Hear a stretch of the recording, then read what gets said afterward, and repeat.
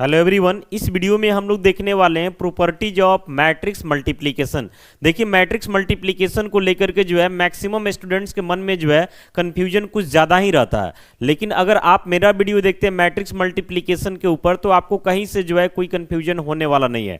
तो इसके पहले जो है मैट्रिक्स मल्टीप्लिकेशन के बेसिस पे हमने दो वीडियो बना करके रखा हुआ। पहला वीडियो है आपका मैट्रिक्स मल्टीप्लिकेशन के बारे में पूरा A to Z information example के साथ, और दूसरे वीडियो में जो है मैट्रिक्स मल्टीप्लिकेशन के बेसिस पे कुछ एग्जांपल्स भी हमने दिया हुआ। अगर आप उसको देखे हुए तो अच्छा बात है, और नहीं देखे हुए तो इसी वीडियो के डिस्क्रिप्शन में जो है उसका लिंक दिया हुआ, वहां से जाकर के आप देख सकते हैं। इसके बाद जो है आपको प्रॉपर्टीज ऑफ मैट्रिक्स मल्टीप्लिकेशन काफी अच्छा से समझ में आएगा। आइए एक बार मैट्रिक्स मल्टीप्लिकेशन को जो है शॉर्ट में रिव्यू कर देते हैं और इसके बाद जो है हम लोग आगे बढ़ते हैं।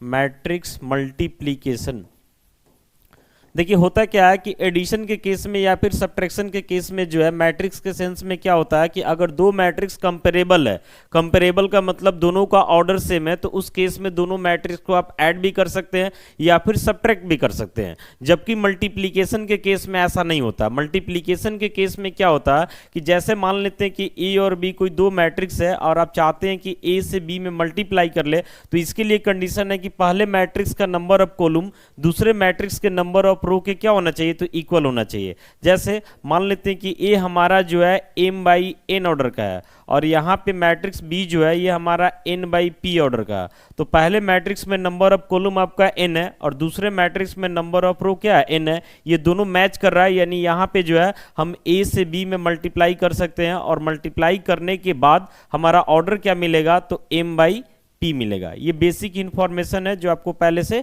पता होना चाहिए। फिर मैट्रिक्स के केस में क्या होता है कि अगर ए बी आपका एग्जिस्ट कर रहा है, यानी ए से बी में मल्टीप्लाई हो रहा, तो जरूरी नहीं है कि बी से ए में मल्टीप्लाई हो जाए, क्योंकि बी का नंबर ऑफ कॉलम ए के नंबर ऑफ रो के साथ मैच करेगा तभी होगा, अदरवाइज नहीं हो सकता। कभी कभी ऐसा भी हो सकता है कि आप ए से बी में मल्टीप्लाई नहीं कर पा रहे हैं लेकिन बी से ए में मल्टीप्लाई हो सकता है कि हो जाए।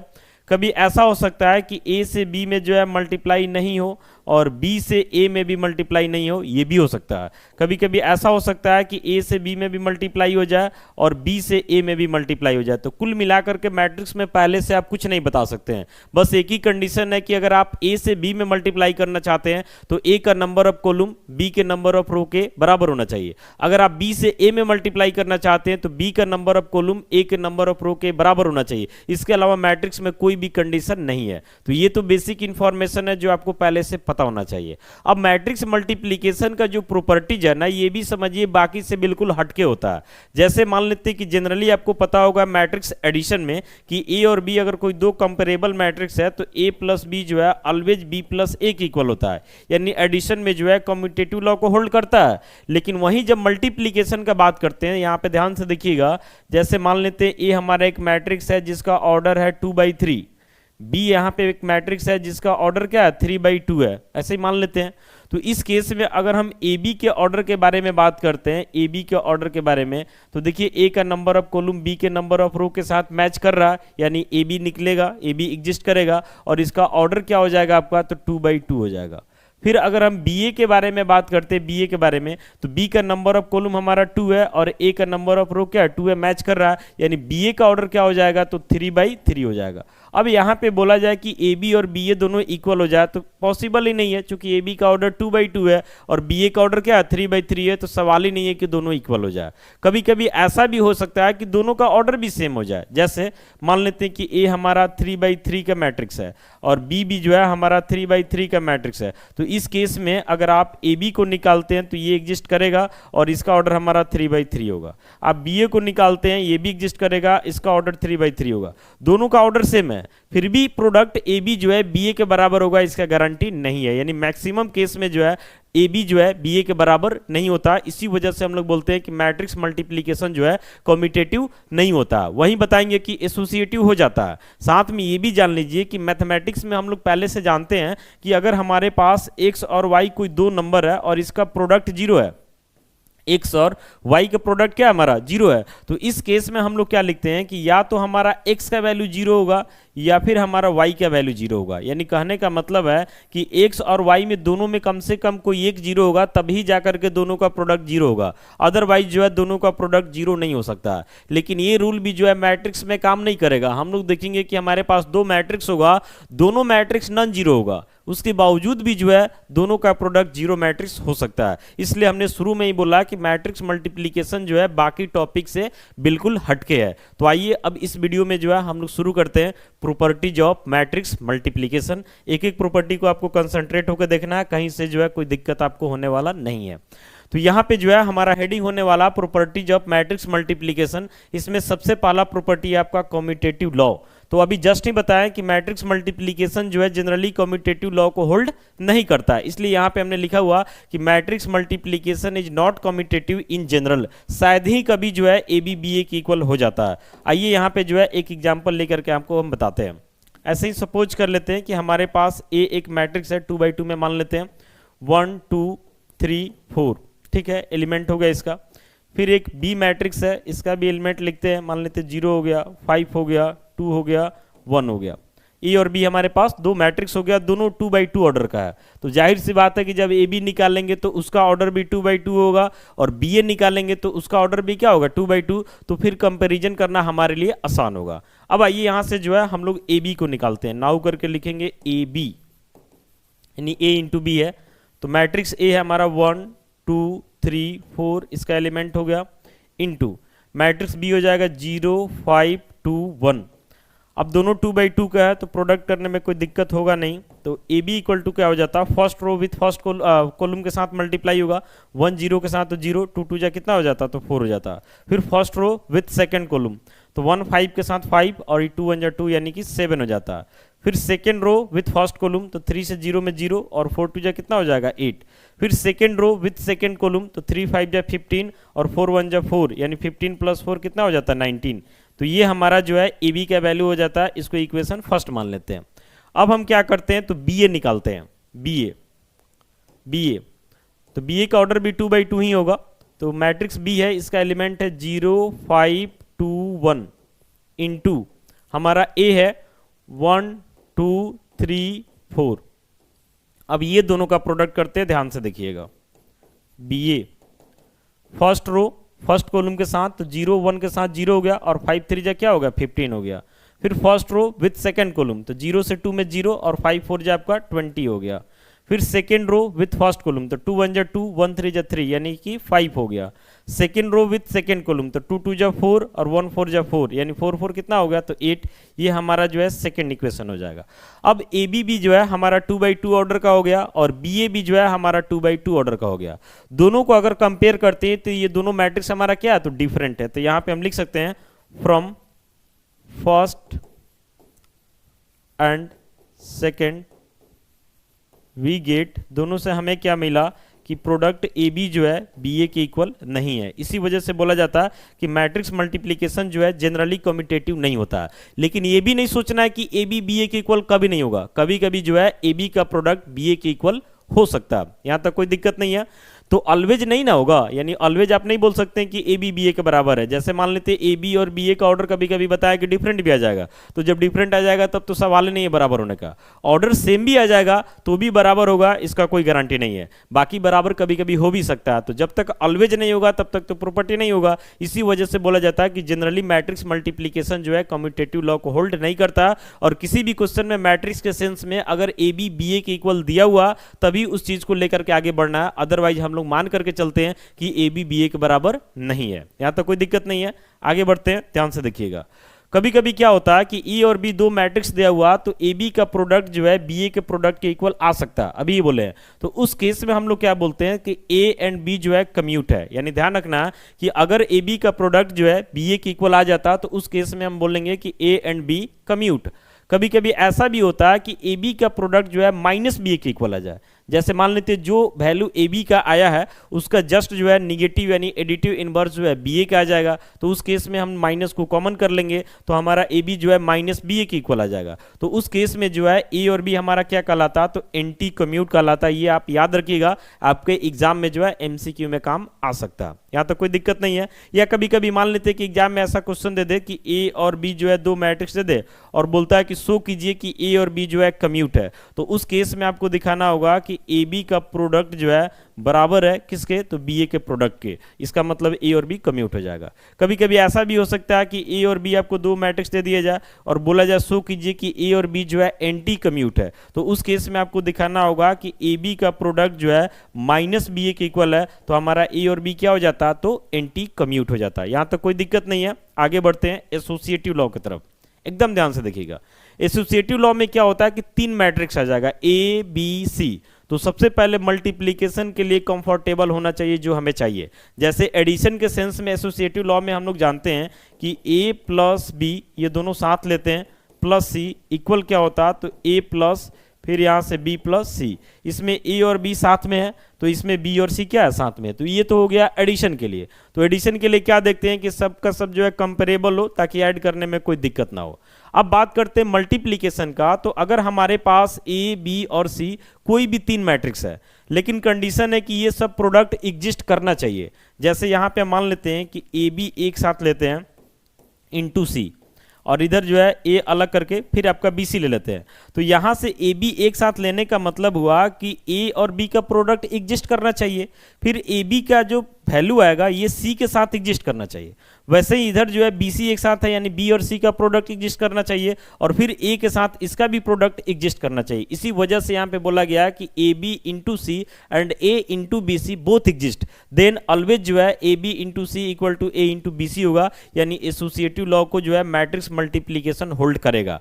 अब ये चीज आपको ध्यान रखना है कि ये एग्जिस्ट करना चाहिए। अगर ये एग्जिस्ट नहीं करेगा तब तो जाहिर सी बात है कि ये चेक ही नहीं होगा, क्योंकि मैट्रिक्स मल्टीप्लिकेशन में कोई भी प्रॉपर्टी तभी चेक करेंगे जब उसका मल्टीप्लिकेशन पॉसिबल हो यानी मल्टीप्लिकेशन एग्जिस्ट करता हो। तो एग्जिस्ट अगर करेगा तो कंफर्म है कि ये ऑलवेज इक्वल होगा, यानी मैट्रिक्स मल्टीप्लिकेशन जो है एसोसिएटिव लॉ को होल्ड करता है। यहां तो कोई दिक्कत नहीं है। आपको एग्जांपल देगा, जैसे मान लेते हैं ए आपको एक मैट्रिक्स दे दिया जाता है 2x2 ऑर्डर का, बी एक मैट्रिक्स दे देते हैं 2x2 ऑर्डर का और सी भी दे देते हैं 2x2 ऑर्डर का। एकदम इजीली एग्जिस्ट करेगा, कोई टेंशन ही नहीं रहेगा।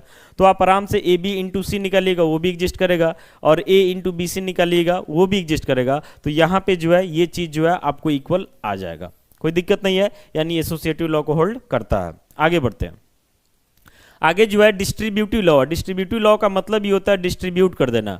तो यहाँ पे डिस्ट्रीब्यूटिव लॉ किसके लिए, तो मल्टीप्लिकेशन ओवर एडिशन, यानी मल्टीप्लिकेशन रहेगा और उसके साथ में जो है एडिशन भी रहेगा। जैसे हमारे पास ए बी और सी कोई तीन मैट्रिक्स है, तो यहाँ पे बी प्लस सी जो लिखा हुआ है तो सबसे पहले बी और सी तो कंपेरेबल होना ही चाहिए तब ना ऐड होगा, और साथ में बी प्लस सी का प्रोडक्ट ए के साथ कंफर्टेबल होना चाहिए मल्टीप्लाई होने के लिए, तब जाके ए इंटू बी प्लस सी इक्वल होगा ए बी प्लस ए सी के।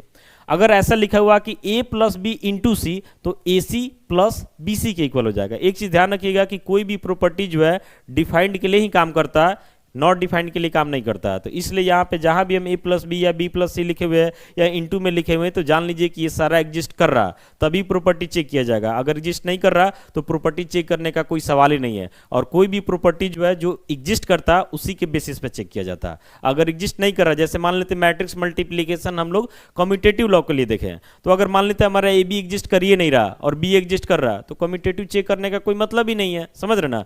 अगर ए बी और बी ए दोनों एग्जिस्ट कर रहा तब चेक किया जाएगा कि ए बी बी ए के बराबर है या नहीं। यहां तो कोई दिक्कत नहीं है। आगे बढ़ते हैं। आगे जो है आपको शुरू में ही बोले हैं कि मैट्रिक्स के सेंस में क्या है कि अगर दो मैट्रिक्स नॉन जीरो है, इसके बावजूद भी जो है दोनों का प्रोडक्ट जीरो मैट्रिक्स आ सकता है। इसी वजह से यहां पे लिखा हुआ कि the product of two non zero matrices can be a zero matrix. अब ये नहीं सोचना है कि दो नॉन जीरो मैट्रिक्स का प्रोडक्ट ऑलवेज जीरो मैट्रिक्स होता है, ऐसा बात बिल्कुल नहीं है, कभी कभी आ सकता है। जैसे यहाँ पे देखिए कि ए हमारे पास एक मैट्रिक्स है, इसमें अगर कोई भी एक एलिमेंट नॉन जीरो तो इस मैट्रिक्स को हम नॉन जीरो ही मानेंगे। ये मैट्रिक्स भी हमारे लिए क्या है, नॉन जीरो मैट्रिक्स है। अब आपको हम बता रहे हैं कि ये दोनों का जब हम प्रोडक्ट करते हैं तो क्या होता है, यानी यहाँ पे हम लिखते हैं नाउ ए इंटू बी। तो मैट्रिक्स ए का एलिमेंट है 0 3 0 4, एकदम ध्यान से देखिएगा, इंटू मैट्रिक्स बी का एलिमेंट है 1 5 0 0। अब इसको जो है मल्टीप्लाई करते हैं ए से बी में, तो फर्स्ट रो जो है फर्स्ट कॉलम के साथ मल्टीप्लाई होगा, तो 0 से 1 में 0, फिर 3 से 0 में सब 0 हो गया। First row with second column, तो 0 से 5 में 0, फिर 3 से 0 में तो 0। Second row with first column, तो 0 से 1 0, 4 से 0 यानी सब 0 हो गया। सेकेंड रो सेकेंड कॉलम, तो ये भी 0 से 5 0, 4 से 0 तो 0, सब 0 0 आ गया। यानी ये जो है हमारा क्या आ गया, तो जीरो मैट्रिक्स आ गया। तो कहने का मतलब है कि मैट्रिक्स के सेंस में क्या है कि ए और बी जो है दो नॉन जीरो मैट्रिक्स है, इसके बावजूद भी जो है ये दोनों का प्रोडक्ट जीरो मैट्रिक्स आ सकता है, अलवे जाएगा ऐसा बात नहीं है। तो इसके लिए देख रहे ना, थोड़ा सा दिमाग लगा के एग्जांपल लिया गया कि यहाँ देखिए फर्स्ट कॉलम का जो है दोनों एलिमेंट जीरो है, तो यहाँ पे जो है सेकेंड रो का दोनों एलिमेंट क्या है, जीरो है, इस वजह से मल्टीप्लाई होने के बाद ये हमारा जीरो मैट्रिक्स तैयार हो गया। तो ये तरीका है जिससे आप कहीं ना कहीं एग्जाम्पल सेट खुद से कर सकते हैं। ये जीरो रखना है, यहाँ कुछ भी रखिए, फिर ये जीरो रखना है, यहाँ कुछ भी रखिए, प्रोडक्ट कीजिएगा, जीरो मैट्रिक्स आ जाएगा। बाकी ये दोनों कैसा मैट्रिक्स था हमारा, नॉन जीरो, लेकिन इसके बावजूद भी इसका प्रोडक्ट जीरो मैट्रिक्स आ सकता है, ऑलवेज जाएगा ऐसा बात नहीं है। आगे बढ़ते हैं, तो यहाँ पे जो एक टॉपिक है हमारे पास लेफ्ट जीरो डिवाइजर, ये समझिए सब एमसीक्यू में काम आता है। और एक टॉपिक है हमारे पास राइट जीरो डिवाइजर। तो यहाँ पे लेफ्ट जीरो डिवाइजर में क्या है कि अगर हमारे पास ए और बी कोई दो मैट्रिक्स है और दोनों का प्रोडक्ट जो है जीरो मैट्रिक्स है, ये जीरो का मतलब जीरो मैट्रिक्स समझना, ए और बी हमारे पास कोई दो मैट्रिक्स है, ए बी का प्रोडक्ट किसी भी ऑर्डर का हो सकता है, तो जिस ऑर्डर का ए बी का प्रोडक्ट होगा उसी ऑर्डर का आपका जीरो मैट्रिक्स हो जाएगा। और साथ में एक चीज ये भी होना चाहिए कि लेफ्ट साइड में जो हमारा मैट्रिक्स ए है ये जीरो नहीं होना चाहिए, यानी समझिए कि लेफ्ट साइड में जो है मैट्रिक्स ए है ये जीरो नहीं होना चाहिए, बाकी बी क्या है नहीं है उससे हमको कोई मतलब नहीं है, और दोनों का प्रोडक्ट हमारा जीरो मैट्रिक्स होना चाहिए। तो उस केस में ए को हम लोग क्या बोलते हैं, तो left zero divisor of A B. चूंकि ए बी का प्रोडक्ट जो है जीरो मैट्रिक्स है और ए हमारा जीरो के इक्वल नहीं है, तो इस वजह से ए को हम लोग क्या बोलते हैं, तो left zero divisor of A B. ऐसे भी ए लेफ्ट साइड में, इसलिए आप याद रख सकते हैं। फिर यहाँ पे क्या है कि ए और बी हमारे पास कोई दो मैट्रिक्स है, दोनों का प्रोडक्ट जो है जीरो मैट्रिक्स है, और यहाँ पे जो है बी जीरो नहीं होना चाहिए। कौन जीरो नहीं होना चाहिए, तो बी जीरो नहीं होना चाहिए, बाकी ए क्या है नहीं है उससे कोई मतलब नहीं है। तो बी को क्या बोलेंगे, बी ऐसे भी राइट साइड में है, तो बी को हम लोग बोलेंगे right zero divisor of A B. तो लेफ्ट जीरो डिवाइजर क्या होता है, राइट जीरो डिवाइजर क्या होता है, ये आप समझ गए। एग्जाम में अगर एमसीक्यू में आता तो आप इसको आंसर दे सकते हैं। आगे बढ़ते हैं, अगला टॉपिक है हमारे पास कि ए अगर हमारे पास कोई ये स्क्वायर मैट्रिक्स है, ये जो है हमारे पास स्क्वायर मैट्रिक्स है, और आई जो है हमारे पास एक आइडेंटिटी मैट्रिक्स है। कंडीशन है कि दोनों का ऑर्डर सेम होना चाहिए ताकि मल्टीप्लीकेशन में कहीं से कोई दिक्कत ना हो, तब जाकर के जो है A into identity equal to identity into A, ये ऑलवेज जो है आपका ए के इक्वल होता है। जैसे मान लेते हैं, एक एग्जाम्पल दे करके आपको बताते हैं, ध्यान से देखिएगा। एक एग्जाम्पल लेते हैं, जैसे ए हमारे पास जो है कोई मैट्रिक्स है 2x2 का, मान लेते हैं स्क्वायर में ले रहा है 3 4 6 2, ठीक है। फिर आइडेंटिटी जो है ये भी अब 2x2 में ही लेना होगा, तो 1 0 0 1, ठीक है। अब यहाँ से जो है आप a इंटू आई निकालिए, यानी a को जो है i से मल्टीप्लाई करते हैं, तो एलिमेंट है 3 4 6 2 इंटू आइडेंटिटी मैट्रिक्स 1 0 0 1। अब देखिएगा प्रोडक्ट करते हैं, तो a into I equal to हो जाता है first row with first column के साथ मल्टीप्लाई होगा, तो 3 1 जा 3 4 0 जा 0 यानी 3 आया। First row with second column, तो 3 0 से मल्टीप्लाई होगा 0, 4 1 जा 4 हो जाता है। फिर सेकंड रो फर्स्ट कॉलम, तो 6 1 जा 6, 2 में 0 से मल्टीप्लाई होगा तो 0 यानी 6 आया।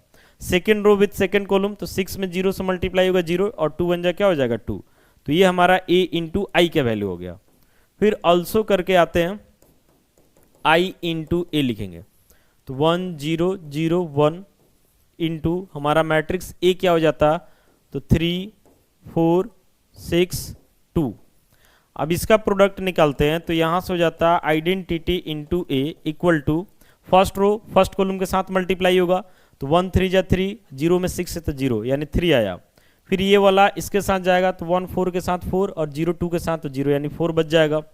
फिर second row with first column, तो 0 में 3 से 0 और 1 6 हो जाता है। फिर ये इसके साथ मल्टीप्लाई होगा तो आपका 2 आ जाता है। अब ध्यान से देखिएगा, तो यहाँ से a इंटू आई का जो वैल्यू है वही वैल्यू जो है i इंटू ए का है, और यही वैल्यू जो है a को भी रिप्रेजेंट कर रहा है, यानी यहाँ से हम लिख सकते हैं कि a into identity equal to identity into A equal to क्या होगा a।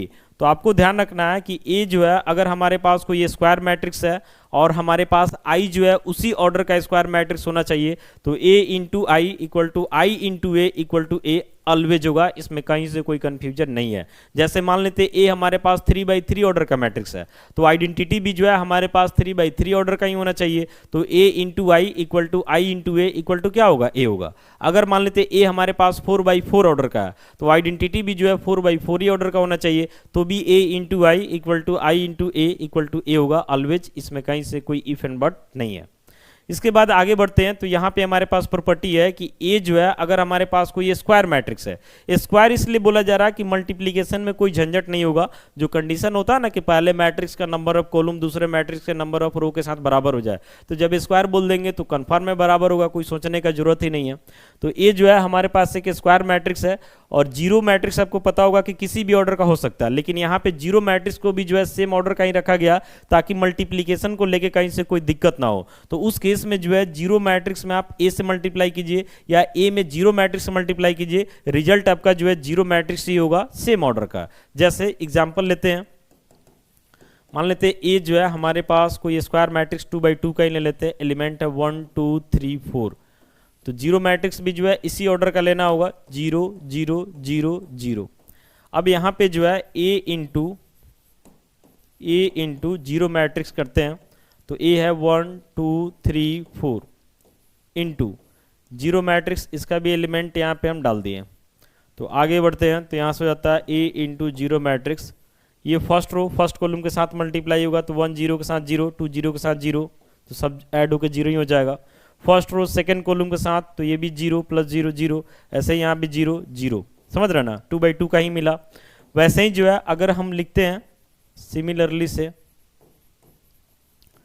अगर मान लेते 0 पहले कर देते हैं ए बाद में कर देते हैं, कोई फर्क नहीं पड़ेगा, तो भी जो है आपका जीरो मैट्रिक्स ही आएगा सेम ऑर्डर का। तो हेंस करके यहाँ पे हम लिख सकते हैं कि 0 into matrix A equal to matrix A into 0 equal to क्या हो जाएगा, जीरो मैट्रिक्स हो जाएगा। यहाँ तो कोई दिक्कत नहीं है। अगर मान लेते इसमें ऑर्डर के साथ छेड़छाड़ करते तो भी कोई दिक्कत नहीं है। जैसे मान लेते हैं कि अगर हम ऐसे लिखते हैं कि हमारे पास ए एक मैट्रिक्स है जिसका ऑर्डर जो है m/n है, और यहाँ पे जीरो मैट्रिक्स है जिसका ऑर्डर मान लेते हैं n/p है, तो रिजल्ट जो है जीरो मैट्रिक्स ही होगा और इसका ऑर्डर जो है m/p हो जाएगा। कैसे, तो देखिए जैसे पहला मैट्रिक्स ए है, इसमें नंबर ऑफ कॉलम n हो गया, दूसरा मैट्रिक्स जीरो मैट्रिक्स है तो इसमें नंबर ऑफ रो क्या होगा, n, मैच कर रहा है यानी मल्टीप्लाई होगा, कोई दिक्कत नहीं है। अब जो रिजल्ट मिलेगा वो जीरो मैट्रिक्स ही मिलेगा, लेकिन उसका ऑर्डर क्या हो जाएगा, तो m/p हो जाएगा। मान लेते हैं यहाँ पे जो है हमारे पास जीरो मैट्रिक्स ही अगर पहले लिख दिए, इसका ऑर्डर मान लेते हैं 2/3 है, और यहाँ पे जो है इनटू है मैट्रिक्स ए, इसका ऑर्डर क्या है, तो 3/2 है। तो इस केस में क्या हो जाएगा कि जैसे मान लेते हैं कि इसका नंबर ऑफ कॉलम 3 है जो पहले है, और इसका नंबर ऑफ रो क्या है, 3 है, मैच कर रहा है, तो रिजल्ट तो श्योर है कि जीरो मैट्रिक्स से मिलेगा, दोनों में कोई एक जीरो है तो जीरो मैट्रिक्स से मिलेगा, और उसका ऑर्डर क्या हो जाएगा, तो आपका 2/2 हो जाएगा। तो इस तरीके से आप इसका यूज कर सकते हैं। तो इस वीडियो में हम लोग क्या देखे हैं, तो प्रॉपर्टीज ऑफ मैट्रिक्स मल्टीप्लीकेशन, और काफी डिटेल्ड वे में देखे। उम्मीद करते हैं आपको समझ में आ गया होगा। बाकी मिलते हैं ऐसे ही अगली वीडियो के साथ। Thank you.